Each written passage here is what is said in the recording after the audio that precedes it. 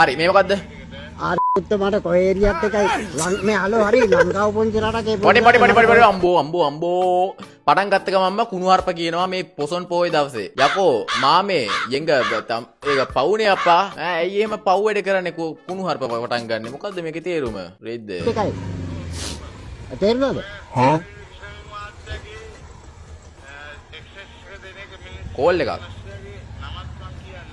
तो අරාබියේද කුවේට් එකේ මොකද්ද? ආසාව මොකද්ද? අයියා කියන්කෝ. ඔව්.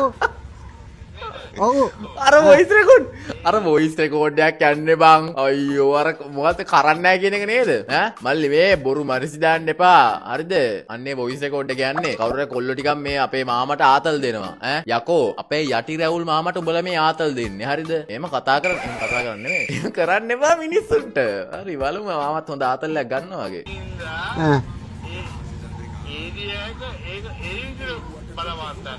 ඒ විදිහට තමයි බලපවත්තන්නේ නේ. අඩෝ මේ මේක අකරි.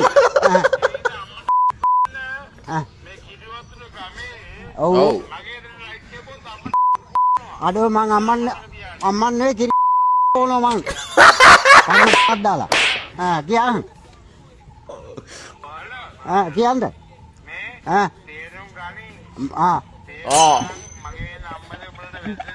ඔව් කතා කරලා